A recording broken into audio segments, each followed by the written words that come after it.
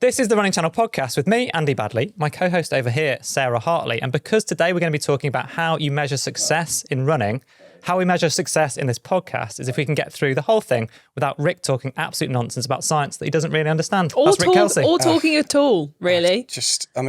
That is a really harsh way to begin. There you go. You've hit your quota. On with the podcast. Let's go. Oh, we're only kidding. We love you really, Rick. Really? I mean, sometimes I just feel very underappreciated. Oh, we've given him a special you've got a lovely little hat on, yes, though. Should we talk about that? Hat. Oh, yeah. Well, for our audio listeners, Rick is sporting a very fetching hat. It's black. It says the Running Channel on the side, and it says Run, Improve, Repeat on the front. A little and tease you of something we've got coming up. Be able to get your hands on it very, very soon. We keep teasing stuff like merch. It is coming, I promise. We do get a lot of comments. Actually, it takes quite a long time, doesn't it? Yes, it does. Yeah. It'll be here by Christmas this year. Next year. Yeah. No, it's coming. It's coming. So yeah, today we are going to talk about something that's people have asked us about actually is how do you measure success in running? So what success means to each of us, what success might mean to people out there. But first, obviously, we should have a little catch up and talk about your running. Can I start? Oh, okay, you can go. You can go. I've started training again. Nice. Really? Woohoo! Big half is in 9 weeks. When's that? Early September? Yeah, 2nd of September. I'm doing a half in September. And Sorry, it sold out. Didn't realise it was only it. 9 weeks away. That's a bit scary. Yeah, only 9 weeks away. Very scary. But I started training, and this time I'm focusing. I need to do speed work, but I'm focusing less on speed work. I'm focusing more on like gym work, rehabbing, that kind of stuff. And it's going quite well. I'm enjoying it. Yeah. Yeah. So I actually saw you did a long run in inverted commas. Yeah. Wait, Whoa. How long? Whoa. No, but The long relative to run- the fact that a few months ago you did a long run for your marathon. That Yeah, it was 42K. 35K or whatever. Yeah, it's what I find absolutely incredible is that like I did the marathon, then obviously did Endure 24, which is slightly different, but that was still kind of 84K over a weekend. Yeah. This weekend I did 12K. And that actually felt quite long. I was like, whew, over an 12K. hour. Yeah, my point time. about long run inverted commas is that long run's different for everybody. So depending on That's you're training why for 10K. I love the start of a training block because you get to take it right back down and then you build up. Whereas I just feel like I personally just couldn't hammer 16-kilometre long runs all year. Well, yeah, Too long. and my last year before I started my marathon block, my long run was 8K. And then this year, I'm going to start my marathon block later this year. Sorry, I'm trying to get a comment up. Sorry. Well, see, little awkward segue there is that what's amazing there is that Rick tried to play something on his phone and accidentally played it on the speaker, and I can see how cross he is because there's nothing that he hates more in the world the than wrong this. side. Like that's the. No, look how annoyed he because is. I think it physically upsets Rick to hear anyone play anything on the speaker. It does or a make me phone. uncomfortable. We were once in an airport when that happened. Do you remember? Yes, I do. Was it you? I think I tried to play you something that was like a 10-second clip on my phone in the airport, which was quite noisy, and I didn't think it was particularly obnoxious. I just can't stand people using speakerphones in public. I really struggle with it. Yeah.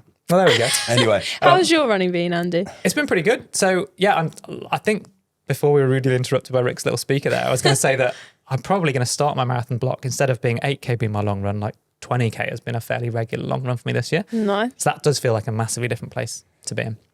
But I my running's been going pretty well. I'd had a little niggle. I slightly tore my hamstring at this 5K a few weeks ago, but I feel like I'm back in the game. I did 10K, nice and easy over the weekend. But more important than actually how my running itself's going is that the comments on some of my activities are amazing. So people are back in the game. Still, I love it. You might remember that for my 5K, I uploaded 3 different activities: my warm up, my race, and then what I labelled my warm down, which you jumped into my comments to correct me and say that it should in fact be cool down. Yeah, correct. So Dan van Voorneberg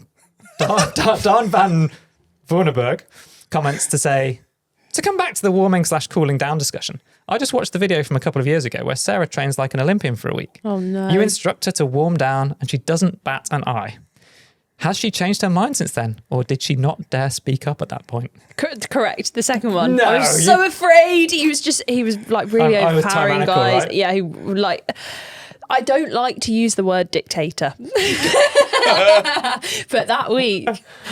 Let's think about it this way. That week was probably to this day the hardest week of training I've ever done. Like I feel like that period there was a lot of stuff that I ended up doing that just made me hate you a little bit more. A little bit more. You paced me to a 5K PB. Yeah. That was terrible. Then I had to train like you for a week. Yeah. That was awful. That was the first time I did 100k in a week. You did also, though, I'm sure remember you saying at the time how you begrudgingly had some tiny modicum of respect for me after that week. Because you were like, oh, this was quite hard. No, that just must have been the like tiredness delusion kicking in. Okay, fine. Or if I did, it's gone. Yes. But yeah, my running's going okay. Nice. And I'm always here for the comments on my activities because they do make me laugh. I've started labelling them. I called my recent activities something like minimal field viewing. Oh, I saw that. Yeah, that was just, people love it though. Yeah, very good. I did have minimal field viewing, but decent lake viewing. So. Oh, nice. Yeah. Love a bit of Alternatives. wildlife. Rick, you been running? So, oh no. While Sarah and I have been chatting off camera, Rick's just been organising. You know what it's like? It's, you know, when you're at like that family friend or like that person that you know where you have to like begrudgingly go over with your parents No. and like you want to leave and then they start and then you're like, okay, I think the conversation's dying down now. And then you go like, right, well, I think we better, you're that person who like we've gone to visit and you're like, oh, I forgot to say. And you're just like, as you're leaving. Oh, sit down, settle in, Yeah. settle in. Yeah. No, I was actually just going to talk about, you've started your training block for the big half in September. Yeah. I've got the 15th of December on my mind, Malaga. And I debuted this thought in my head last week. And that is the concept of getting 21 kilometres around a course in Malaga compared to where I am now and how I bridge that gap. Because I went out, did a decent kind of 9K last week, running about 5:20, 5:30 kind of pace. That was decent. I gave that. It was warm. I was consistent. Like my figures, I was ticking them off. But then I got to 9, and I was like, well, the gap, that 12-kilometer gap, seems enormous for me, and I'm not nervous about it. But I don't know. I genuinely don't know if I can do it. Just before we do, that's a really important, poignant moment, but I just can't let you get away with, I debuted the thought in my head. This is, that sentence is so ridiculous. Davey, And I could see Sarah almost shudder as you said it. Also, can we just talk about, guys, don't worry, I finally followed Rick on Strava. You did. And I think it's actually hands down my favourite interaction of all time because I commented on like one of your recent activities being like, great work, mate. And you just went, hi, nice to meet you. So pop over to Rick and mine's Strava if you want some equally great banter. But you're saying it feels a bit scary to step up. Like no, I'm not scared. I'm not fearful of it. I'm entering the unknown. Yeah. I was generally thinking about what the emotion is because I'm not scared of going on the start line. Have you debuted that emotion in your head yet? I haven't debuted that yet. Right. I'll look forward to that one. But it's the gap. I'm entering the unknown. How I go to that extra 12 kilometres. When was the last time you ran a half marathon? Oh, pre-osteotomy. Well, obviously. So 2022. Probably 2019. But I don't think 2019. Even pre-operation, you weren't like regularly running half marathons, were you? No. Because you did your marathon a few years ago now, and that not we're not talking decades ago, but certainly way before the operation. Yeah. And then post marathon, from speaking to you, I think you were running quite a bit. Yeah, but you were probably running 5-10K fairly regularly. That's right. So again, it's been a long time. So it's the gap. You need the 10% rule. So like I know you can't necessarily do like a conventional training plan because of your knee and like balancing S&C and stuff, but like use the 10% rule of building 10% onto the mileage that you're currently doing each week. Whether that's just like take that 9K, add 10% on. Which would be 900 meters, so 9.9K. 9.9. Yeah. Then the following week. That's actually add 990 meters, so I'm going to say this 1,890 meters. Great. Potentially some of the best advice that you two have ever given me. I think. I'm just doing good. That. Which is rare. So just so we'll come back next week and I want you to do 9.9 and then we'll see how you feel. So, okay, well that's interesting. But so, then that so I get to 9.9 and stop. Yeah. Not go to 10. I mean, I'm sure you could round up slightly. But that would create some great drama on Strava. Yeah. Maybe people do love to get cross at the I don't Strava every single run, but I just do kind of when I remember. I think What? What? I don't How Strava do you everywhere. not Strava everything? I don't. To be honest with you, I If don't really understand how I'm it ready works. to record it. There we go. He's got no idea what's happening. That's the main thing. Some seem to record and some don't. Not quite sure why. But Right. There you go. Okay, But anyway, well- but thank you for that. So I'll do the 10% rule and I'll build it up. Still seems a big gap. But if December you- the 15th coming at you. If you bridge that gap, Yeah. that'll be a huge success. Which brings us on nicely Very nice. to how do we measure success in Very running. nice. That was a good segue, wasn't it? Very, very good. Thank you. So I guess the first thing to talk about is like how do we each measure success? Because I feel like it might be a little bit different. Andy? I'm very guilty of constantly moving my own goalposts, which makes it really difficult to measure success. And speaking to other people, I think that this is fairly common. So you get fitter during a training block, and then you think, oh, maybe I should stretch my goals a little bit more. And you sort of you push them further into the distance. So in your half marathon case, Rick, if I was in that position, what might end up happening is that right now you just focus on 10% a week or 10% every few weeks because you've got plenty of time until December. Yeah. But then you might get really close. You might get to the fact where you're regularly, or you've done a few weeks of like 18, 19K. You're like, oh, I'm definitely going to finish this half marathon. And then you're like, well, maybe I'll try and run under this time. Oh, I see. So that's what happens to me is I set off with a target time often for like, okay, and like last year in the marathon is what happened. So at the beginning of the year, very much success was, could I get around a marathon just privately on my own? Then that very quickly snowballed into like, let's film this whole thing and follow the journey and all the rest of it. Yeah. Which was good because it kept me honest. But it then meant that I really applied myself to training like I had done previously. And because of the level I was coming from, I saw really fast improvement. And so these times I had in my head, 3 hours was the big thing I was talking about. Actually, I started thinking to myself, I think I could probably run 250. And so then what ended up happening on the day is I ran 253. And so had I just stuck with my original goals, I'd been absolutely buzzing because I smashed it by 7 minutes. But actually what had happened, that drift psychologically had meant that I was slightly like, I thought I could run 250. But there wasn't, in hindsight, I'm speaking to lots of other marathoners since then, I hadn't really done enough training to justify that. And for me, the pace is always straightforward. Yeah. But hanging on to it for 3 hours is not. And my body wouldn't really stay together. So I guess I almost need to take a lesson from myself and not move my own goalposts. Be like, have aims where, actually, I've got fitter than I thought I could. Let's see if I can do that thing. But I should still be like buzzing and really happy for having achieved the goal that 10 weeks ago I didn't even think was possible. Rick, how do you measure success? No, it's definitely changed for me. Nowadays, kind of post-injury compared to, pre-injury, I think I used to measure success purely on times and a bit like Andy was talking about. But for me, it was very set. It's like I would be running under 5 minutes a kilometre. That would probably be my success. So if I run over that in a race, 5K, 10K, I'd be like, well, that's a failure for me. But now my success is incremental, small gains and pain-free training, no doubt for me. It's so simple, actually. And when you think about actually what success is, or what it's kind of being healthy, isn't it? Like a lot of us run for health reasons. And I definitely think now, if I get to the end of a 9 or 10K and I'm not in any major pain, for me, that's a successful run.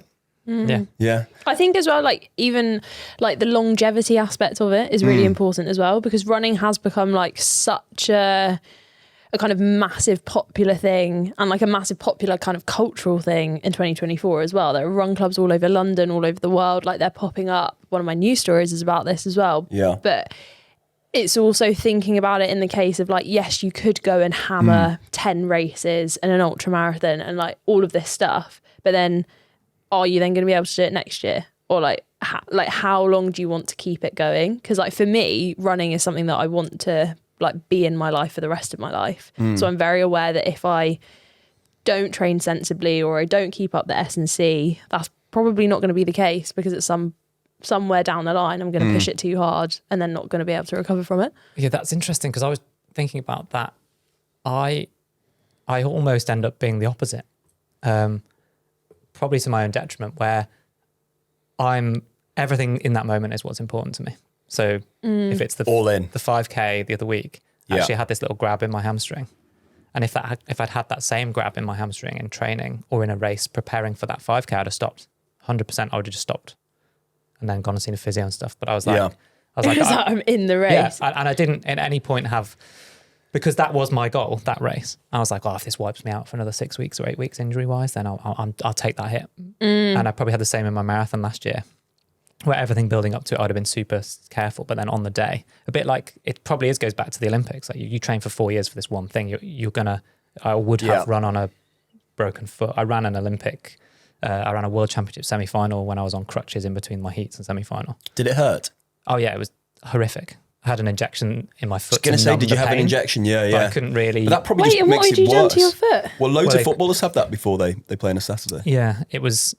I run the heats on whatever day it was, and then I had 48 hours recovery in inverted commas, but I couldn't even cool down or warm down after the heat, because I literally, the moment I took my running spikes off, I had this shooting pain in the centre of my foot, and I was pretty certain I'd broken my foot. We did actually get a scan, and they said I hadn't broken it. Really? But a metatarsal, was it? Well, it wasn't broken, so there was no evidence of anything. It was just excruciating pain. So I hobbled around on crutches for a few days. They gave me an injection to like numb off it, you go. and then I ran. I didn't run that well in the semi-final, obviously. But at that point I was like, well, this is everything. This is the whole year for me. See, I don't quite want to get to that level No. of No, I'm not saying in hindsight it's not very healthy, is Obviously, it? that's a very individual basis. Like, we're all talking individually about how we measure our running success. But I mean, I'd be interested to hear from you two. Do you think, because I don't run really in a run club as much as you two do it a lot more than I do. Do you think the answer to this question that we're posing today, how you measure success, is actually now more communal because of run clubs? So actually, I have a successful run, for a lot of people might say, because I get to meet up in a group, go out, socialise. Whereas if you went back 5 years ago, run clubs have been around for donkey's years, but they've clearly changed in the last couple of years. They're so more social, they're louder. There's discussion a lot about more music, and there's a lot of debate, isn't there, about whether that's a good or a bad thing. Personally, I think it's any form of club is a good thing. I think it's the accountability thing, because there are like a few people who I know who are trying to get into running, and it's the getting out the door thing that is so hard, and that's where a run club can be so beneficial, because if your measure of success, like it's a niche within running to do a training plan and complete a race and go for a PB. Like there are other people who are a vast majority as well, and their aim is to be able to like go out for a run a few times a week consistently, and that's the big thing. And I think that's where a run club can massively come in and help. That's also probably, if you are measuring your success by a time, you're going to run faster. It's like when I run with you, Sarah, you push me to run faster because you talk a lot at me. And you're like, God, I just want this to end. I think that last year, actually, and this is the really hard thing, so this is the thing that I'd like people to take away almost, is that everyone's their own worst critic, I think. And you only remember, or they psychologically in everything that you do, you remember the bad things, even if they're 1% of all of the good stuff that you've done. You fixate on that bad run that you had, that you didn't maybe hit your A goal in terms of the time. You're like really critical of that. And it's quite hard to step back and be really rational. And actually, if I was to listen back to podcasts that we were doing in January, February 2023, then I was hardly running at all. And the reason for doing the marathon almost was to like see if I could build up to running 3 times a week and then see if I could physically complete the distance. Yeah, but now, if I was like, oh, you're going to run twice a week now for 5 weeks, you'd be like, what? No, I love running. Yes, exactly. So that's my success. My success of 2023 was that I got to that point of regularly running, pain-free. So a thing back to Rick's health point. But I achieved my goal. And sort of, first thing, don't shift the goalpost so far that you don't get to celebrate those wins. I should have been celebrating the end of the year. Wow. I run the marathon and felt incredibly proud of that. But then I was already thinking, oh, in that marathon, like these things didn't go quite as well as I'd like. Like next time I do it, I'm going to change these things. Yeah. But I think that's the fun thing to unpick as well. Like you can't, it's almost impossible to go into a training block and be like, I'm going to do this, this, this, and this, and to tick all of them off. But then it is quite nice to have those goals that aren't just centered around time. Like for this half marathon, I have kind of 2 very clear goals. And for London, actually, I had 2 clear goals. One was a time and one was to have the best day ever. I gave myself such a hard time within that race, but that was because I was kind of in this fighting battle of I was trying to have fun and trying to push myself really hard. So now for this half marathon, my goals are 1, can I get a PB? And I'm not thinking about time. I'm going to have a really strict pacing strategy on the day, but I'm just not thinking of it. But you've got to be thinking about time if you're going for a PB. Yeah, so I am going to, but I'm not setting an like unachievable time goal. I'm going to train, see where I'm at, and then choose a time goal. And then my second one is, can I race without getting scared? Because I don't have if I was on crutches, I'd be like, sick, that's my ticket out of here, I'm not doing it. Yeah. Like I get that fear of even watching, so it was the Olympic qualifying British champs at the weekend. Yeah. Watching people, like I have never been in that situation apart from a sports day of like lining up and then a gun going off and having to go. Yeah. Even watching it on TV made me feel a little bit uncomfortable of like, I just couldn't deal with that pressure.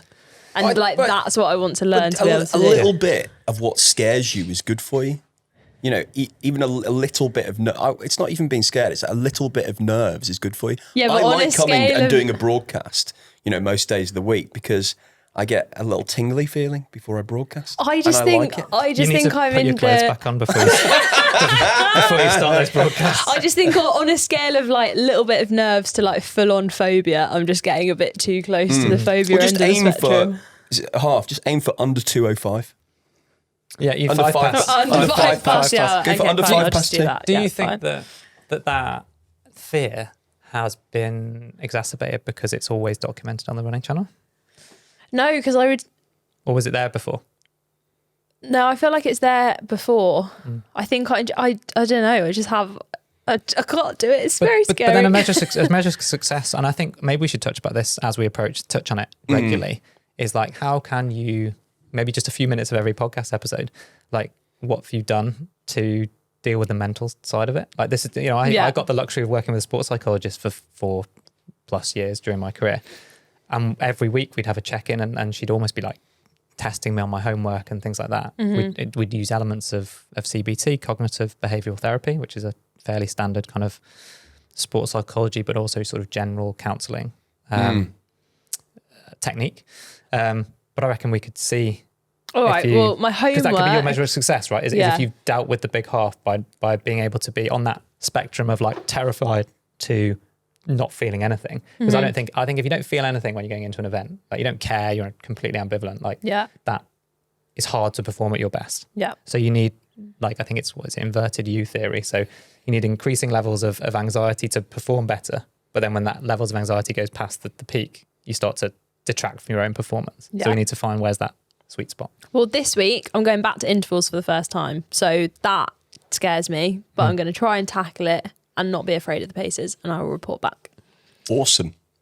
Nice. Well, you're listening to the Running Channel podcast. Up next, we've got the news. Lots of news to talk about this week, followed by our favourite bit, your questions. Yeah, before we do a bit of news, I've got a little heart shape on my t-shirt. Of for you. sweat. Just like a Care Bear from the 90s. It's kind of like a smiley face as well. That's called a double nursery drop. And then, right. and then run for a What podcast. you mean you've actually had to do parenting today? Yeah, the first time in 2024. no. And it's broken out in sweat. It looks a little bit like, what are they called, those psychologists or psychiatrists diagrams? Oh, yeah. The I can't like the remember block what that's diagrams called. where- I think it looks like a heart, but I'm it's sure that getting- says something about your psyche. Yeah, it's growing. It's growing. Right, Your well, should heart. we do a bit of news? Yes, let's. I've got a very fun one. So it was Glastonbury last weekend. Yes. There was an organised run at Glastonbury. No way. Which I think there gave is every me year, right? more FOMO than Oh the my music, gosh. And although then the music was amazing. What day of the weekend was it on the Friday? Because Must have been early in the weekend, surely. Yeah, I think you're it not was going to the shower, Friday. are you? You're not going to shower. Well, yeah, there that's true. I are hadn't thought about showers. It's pretty ropey. You could do. It's called Ravers to Runners are the people that organised it. And it looked so good. I think they had like 400 runners take part. That's amazing. Wow. Every year I watch Glastonbury, get jealous, think, I'd love to go to Glastonbury, and then I go, oh no, there's over 200,000 people there. No, I'm all right. Thanks. Also, do you know what time you have to get a bus back? Like, this is what I found. I haven't looked at the logistics. No, so I've got some friends going, and I was like, okay, obviously to get there, like, you're waking up early and stuff. But apparently the bus that they have to get on to get back leaves at like 3 a.m. or 4 a.m. No. Well, there are loads of buses, loads of trains. I've been 6 times Glastonbury. Yeah, but you're the type of person that would have glamped or like got a hotel. He slept off-site at a hotel.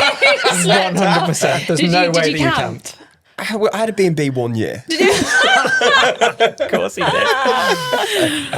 So at the very other end of the running spectrum, it was also the British Olympic trials. Yes. Oh, what a weekend of racing. You got really into it, didn't you? I got so into it. I watched as much as I possibly could. I don't want to take away from it, but at the same time, I've also been following the US Olympic trials, which took place over about 7 or 8 days, at least, I think, with a mid-week break as well. Nice. And was on live TV every day.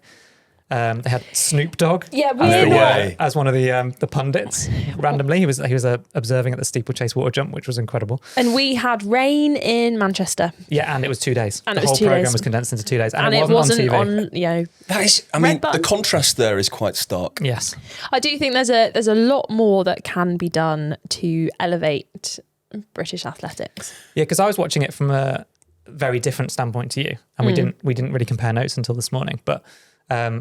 I've always thought that I enjoy it because it appeals to the purists and those that are really knowledgeable about the athletes that are competing. But if you don't know anybody... Is this the problem though?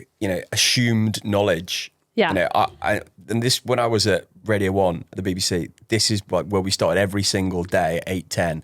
No assumed knowledge. When you watch the athletics, they use so many terms and like you don't know a lot of the athletes' backstories. I just feel, and I'm not dismissing all of them because a lot of the commentators are absolutely brilliant, but if you don't know much or you've got a base understanding that you come into Olympic year and people watch the Olympics, most people are just watching it because it's the Olympics. They haven't watched anything for the last 4 years. Yeah. And that is the beauty of the Olympics. There are so many different sports that you do just go like, shooting, or like the modern pentathlon. What does that involve? And then like suddenly you're just sucked in and watching it. Yeah. But like I do feel I was far more invested in watching it because we've like met and been lucky enough to work with some of the athletes. Yeah. So like met Philly Bowden, met Jack Rowe. Jack Rowe's on the 5K, yeah. I was watching it, and then I was also watching events where I didn't know any of the athletes who were running. Yeah. And I think it's sometimes, obviously over a really short distance, when you've only got 40 seconds to talk about the race in like a 200, 100, even 400, it's hard to be able to get across like sometimes 8 lanes worth of athletes. But I do feel like there's a little bit more that could be said to say like, who's the favourites? What have they done? Yeah. Because in the 5,000 and the 10,000, was there a 10,000? Yeah. No, there wasn't a 10K. The 10K was at the night of the 10,000. So in the 2 5,000 races that I watched, there was like really nice, like they actually went through kind of the time to do it. Yeah. Whereas how do we do that for 100 metres? And how do you also, I think that this sort of impossibility, that this was essentially on the equivalent of the BBC Red Button. So it was like you could watch it on the BBC website or online, but you couldn't watch it on main TV. Mm-hmm. And I think that there won't have been that many people watching it.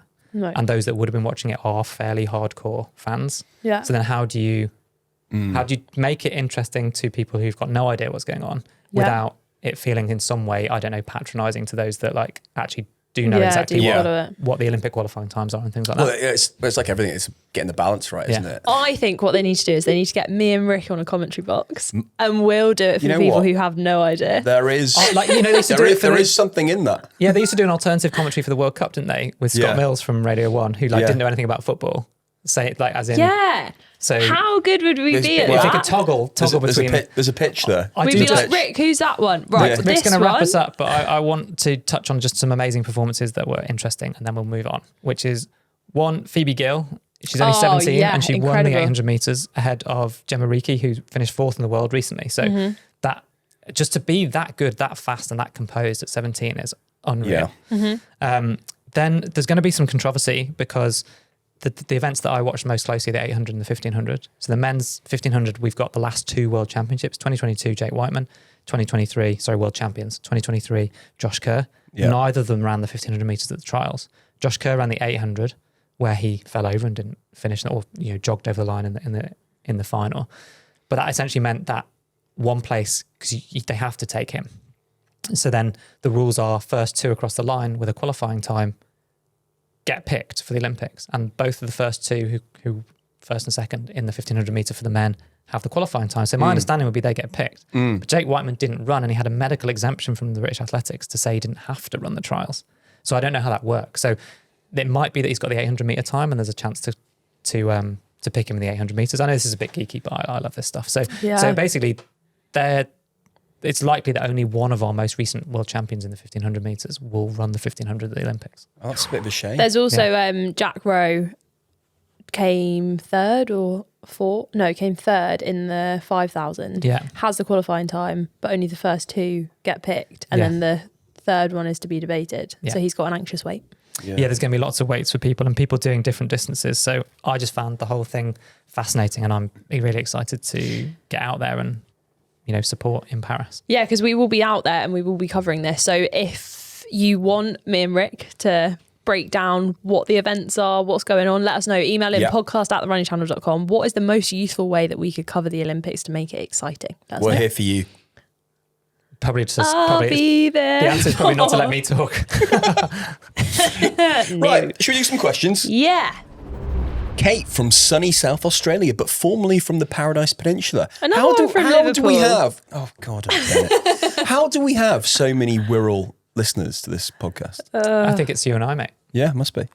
Loving the podcast and the banter. Rick's science is questionable. I'm a GP. I think she's talking about aerobic and anaerobic, but I'll tell you one thing, Kate. I respect the fact that you're a GP, but anaerobic exercise does not burn fat. I do know that.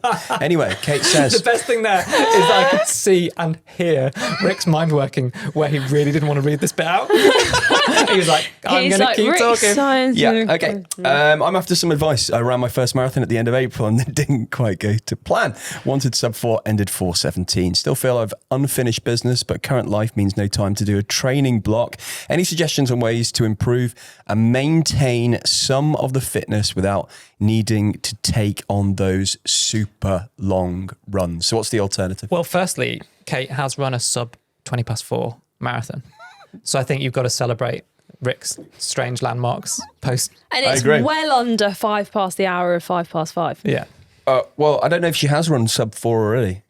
She's done. No, she hasn't. No, but as in like 5:05, well under that. I see. Yeah, it's No, well under the first 5:05. marathon, so- It's the first one. Right. Yeah. I would say I share your frustrations. London didn't quite go how I wanted it to.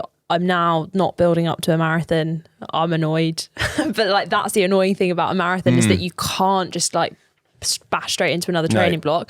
My advice would be focus on speed, because if you can build, it's really hard to focus on speed in marathon training because your legs are so tired all the time because of loads of mileage. So the more speed work that you can do now, which will be shorter stuff anyway, the more that you can then take that into the next block, and that will help. Love that. I think, focus on something else that you can get lots of bang for your buck in terms of the small amount of time. She's saying that current life means no time to do a big training block. So things like combining hills and tempo, you get loads of benefit for that, both speed and aerobic in a relatively short workout. And then anything that you do that's quite a lot faster than your race pace will mean that when you come back to having the time to do marathon training, that marathon pace will feel easy. The second question this week, it's not really a question, it's kind of a statement. It's Adrian from Nottingham. If you're going to continue to be disparaging to us sock shoers, you could at least get the terminology right, says Adrian. It's soccerpath, not psychopath. Nice, good work, Adrian. Oh my gosh, that's some merch. Winner. Question. Like, imagine soccer path. Yeah. All right, no one order it. I'll order it this time. There's another t-shirt. Alice from London. Loving the podcast and the channel. I've got a question for you guys. What do you think of the steeplechase? We've mentioned this already in this podcast. How weird. It is odd that there are hurdles and water involved. And it's a fun obstacle course too. Yeah, I get it. Do we know the history behind the steeplechase? And can we get Andy to try it? We can get Andy to try it. Just before... No. Well, there's a couple of questions there. That was my event at school. The steeplechase? Do you remember this? No, I don't. No. That was my event. I used to run the steeplechase. I loved the steeplechase. I have a weird. It's just like you're both just like, I absolutely love. I think it's a fantastic event because you run it and you just worry that your spike is going to get stuck in the wood and you end up balancing on top of the wood every time you jump over it. Yeah, that's true. Or you're worried that you're going to land on the top of the barrier for the water jump in particular, and not land with your spikes. Because if you land on the heel of your spike, you just slip off. Yeah, and that was just quite so painful. There's just so much jeopardy involved. Does it not like, because the water is like sloping down, isn't it? So it fills up with water. Yeah. Does it not really hurt to like land with your foot not flat? Yeah, I think people land on their toes and their spikes are quite stiff, so they can get away with it. Yeah, right. And if you look at how far if you look at how far the best runners jump, they actually jump into the really shallowest bit. Right. Although there's often, definitely when the age when you were doing it, there would have been every single like young athletes league meeting or lower level club meet.